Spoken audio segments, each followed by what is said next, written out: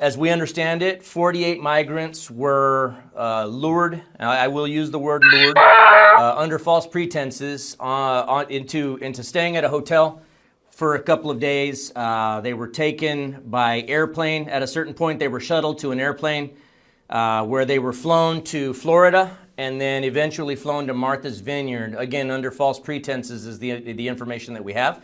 That they were promised work, they were promised the solution to several of their problems. They were taken to Martha's Vineyard from what we can gather for little more than a photo op, video op, and then they were unceremoniously stranded in Martha's Vineyard. What infuriates me the most about this case is that here we have 48 people that are already on hard times, right? They are here legally in our country at that point. They have every right to be where they are.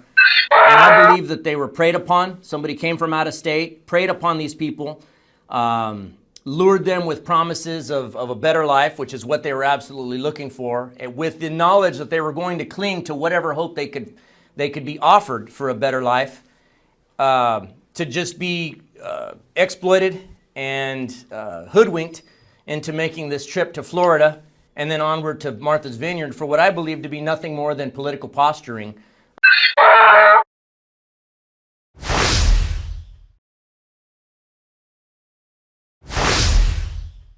Because of the rising energy prices, we are certainly seeing the green premium shrink quite considerably. And so the amount of investment dollars that are going into new decarbonization technology is accelerating, and accelerating very rapidly.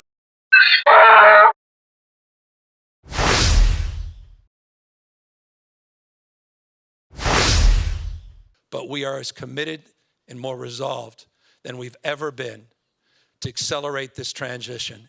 And with all due respect to those conservative governors out there, Greg Abbott and others, they're as dumb as they want to be. And they're just doubling down on stupid, and we will not follow their path. We're going in a completely different direction.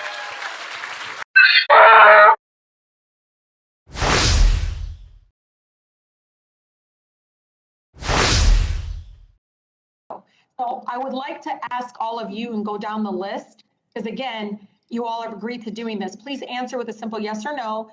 Does your bank have a policy against funding new oil and gas products? Mr. Diamond.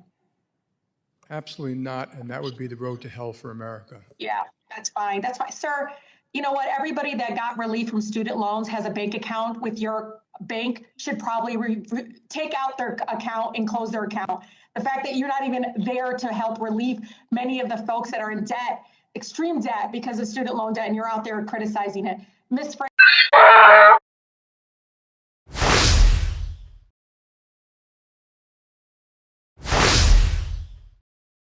And we have to note, the Republicans always close well. Why?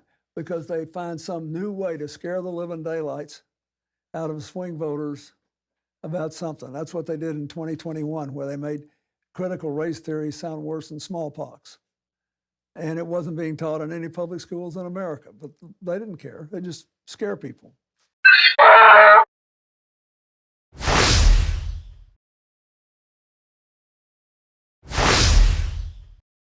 Well, this is coming when, you know, there's all of this wealth, and you hear about it comes as England is facing rising costs of living, a living crisis, austerity budget cuts, and so on.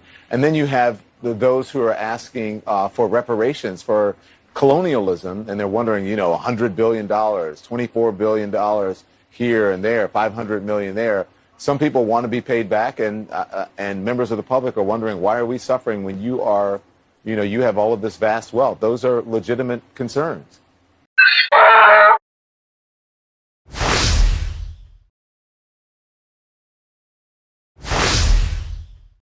These are the facts.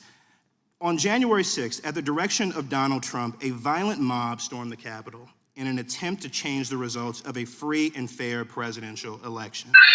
In the process, 138 Capitol and D.C. police officers were injured. A Capitol police officer was bludgeoned to death. More Capitol police officers died by suicide in the days that followed. Many of us in this room nearly died.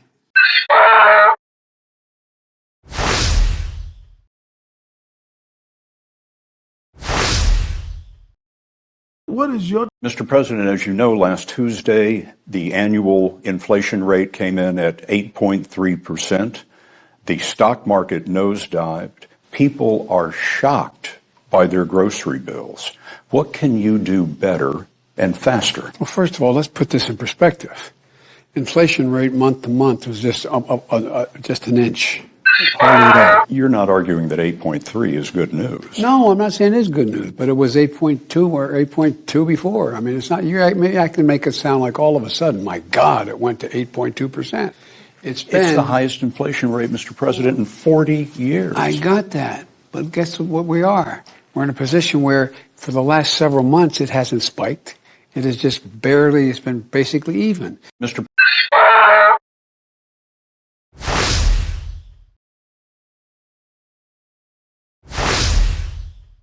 Instead of working with us on solutions, Republicans are playing politics with human beings, using them as props. Abbott and DeSantis are doing today in the legacy of segregationists, playing politics with people's lives. These are the kinds of tactics we see from smugglers in places like Mexico and Guatemala. Some politicians would rather not only have an issue, but exacerbate it to the extent of literally human trafficking, as you said.